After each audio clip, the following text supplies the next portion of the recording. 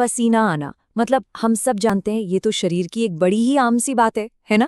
पर जरा सोचिए, क्या हो अगर यही पसीना निकालना एक बहुत ही पावरफुल मेडिकल थेरेपी बन जाए। आज हम आयुर्वेद के एक ऐसे ही प्राचीन रहस्य स्वेद विधि को समझने वाले हैं।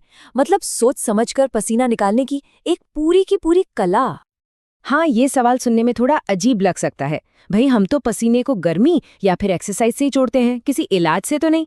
लेकिन यहीं पर आयुर्वेद का नजरिया बिल्कुल अलग हो जाता है।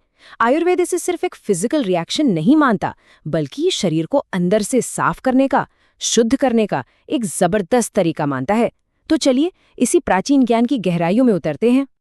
तो आखिर ये स्वेद विधि है क्या चीज? देखिए, सीधे सीधे कहें तो ये एक प्रोसेस है जिसमें शरीर को खास तरीकों से गर्माहट देकर पसीना निकाला जाता है, और इसका मेन मकसद है वात को बैलेंस करना। अब वात क्या है? इसे शरीर की मूवमेंट और कम्युनिकेशन सिस्टम की एनर्जी की तरह समझ सकते हैं। और जब ये वात बिगड़ जाता है तो शरीर में दर्द, अकड़न, जकड़न, ये सारी दिक्कतें शुरू हो जाती हैं। अच्छा, तो सवाल ये उठता है कि ये किया कैसे जाता है। देखिए, प्राचीन ग्रंथों में इसके लिए 4 मुख्य तकनीकें बताई गई हैं। कह सकते हैं कि ये शरीर को साफ करने के 4 अलग-अलग रास्ते हैं। चलिए एक-एक करके इन चारों को देखते हैं। सबसे पहला तरीका है ताप स्वेद। नाम से ही पता चल रहा है, इसमें सूखी यानी ड्राई हीट का इस्तेमाल होता है। शरीर के किसी खास हिस्से पर गरम रेत या नमक की पोटली से या गरम कपड़े से सेक दिया जाता है। यहाँ तक कि वैद्य अपने गरम हाथों से भी सेक दे सकते हैं। ये दर्द वाली जगह पर सीधा असर करने का एक बहुत ही सटीक तरीका है। दूसरा तरीका है ऊष्म स्वेद यानी स्टीम थेरेपी। ये भाप या तो गर्म पत्थरों पर पानी डाल के बनाई जाती है या फिर औषधीय जड़ी बूटियों का काढ़ा उबालकर। इसे आज के स्टीम बाथ का आयुर्वेदिक वर्जन समझ सकते हैं। बस फर्क यह है कि इसमें जड़ी बूटियों के मेडिसिनल फायदे भी जुड़ जाते हैं। तीसरा है उपनाह स्वेद।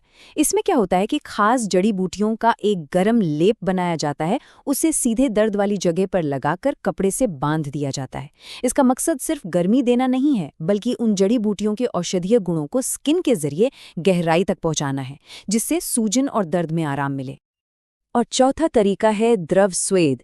इसमें मरीज को औषधीय गुणों वाले गरम लिक्विड जैसे कि जड़ी बूटियों के काढ़े, दूध या तेल से भरे टब में बिठाया जाता है। ये पूरे शरीर को एक साथ आराम देने और उसका इलाज करने का एक बहुत ही शानदार तरीका है। पर मजे की बात यह है कि आयुर्वेद में वन साइज फिट्स ऑल वाला कोई कॉन्सेप्ट नहीं है। हर तरीका हर किसी के लिए नहीं होता। जैसा कि इस टेबल में दिख रहा है, इलाज का चुनाव इंसान की दोष प्रकृति पर निर्भर करता है। दोष को शरीर का बायोटाइप समझ लीजिए। जैसे सूखी गर्मी या भाप यानी ताप और ऊष्म शरीर के भारीपन यानी कफ को कम करते हैं। वहीं लेप वाला तरीका उपनाह दर्द और बेचैनी यानी वात को शांत करता है। और जो लिक्विड बाथ है द्रव, वो शरीर की ज्यादा गर्मी मतलब पित्त को बैलेंस करने में मदद करता है। तो फिर सवाल आता है कि आखिर ये थेरेपी लेनी किसे चाहिए और कब लेनी चाहिए। चलिए देखते हैं कि प्राचीन ग्रंथ इस बारे में क्या बताते हैं। देखिए, एक दिलचस्प बात यह है कि स्वेद विधि को अक्सर अकेले नहीं किया जाता, बल्कि ये एक तैयारी की तरह होती है।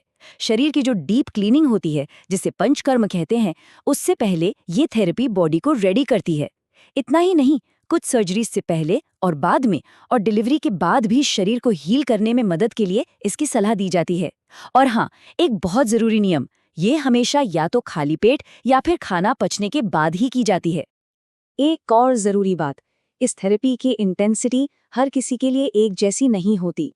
इसे मरीज की ताकत, बीमारी कितनी गंभीर है और मौसम कैसा है, इन सब के हिसाब से एडजस्ट किया जाता है। जैसा कि हम देख सकते हैं, एक मजबूत शरीर वाला इंसान ज्यादा इंटेंस थेरेपी झेल सकता है, जबकि एक कमजोर व्यक्ति के लिए बहुत ही माइल्ड लेवल का स्वेदन ही सही रहता है। और देखिए, किसी भी पावरफुल थेरेपी की तरह यहाँ भी सेफ्टी सबसे पहले आती है। ये जानना बहुत जरूरी है कि स्वेद विधि किन लोगों को बिल्कुल नहीं करवानी चाहिए और क्या-क्या सावधानियां बरतनी चाहिए। यहाँ नियम बिल्कुल साफ हैं। जैसे प्रेगनेंसी में या अगर पाचन की कोई गंभीर समस्या है या शरीर में पानी की कमी है, तो ये थेरेपी बिल्कुल नहीं की जाती। इसके अलावा शरीर के कुछ हिस्से जैसे दिल और आंखें बहुत नाजुक होते हैं। इन पर या तो बहुत ही हल्की गर्मी इस्तेमाल होती है या फिर इन्हें पूरी तरह से बचाकर रखा जाता है। इसीलिए ये बहुत ज़रूरी है कि ये सब किसी एक्सपर्ट की देखरेख में ही हो। तो असल में ये प्रोसेस होता कैसे है? चलिए स्टीम थेरेपी का एक उदाहरण देखते हैं। सबसे पहले मरीज को एक ऐसे कमरे में आराम से बिठाया जाता है जहां हवा ना आ रही हो। फिर पूरे शरीर पर तेल से मालिश होती है। तीसरा स्टेप, जो बहुत ही ज़रूरी है, आंखों और दिल जैसे नाजुक अंगों को ठंडी पट्टियों से ढक दिया जाता है। और आखिर में एक खास पाइप के जरिए हर्बल भाप को शरीर पर डाला जाता है। मज़े की बात यह है कि ग्रंथ में इस पाइप को हस्ती शुंड कहा गया है, मतलब हाथी की सुंड। लेकिन ये सब काम कैसे करता है? इसके पीछे का प्राचीन लॉजिक क्या है? मतलब आयुर्वेद के हिसाब से शरीर के अंदर ऐसा क्या होता है जिससे आराम मिलता है? चलिए इसके पीछे के सिद्धांत को समझते हैं। ये जो श्लोक है, यही पूरी प्रक्रिया का निचोड़ है।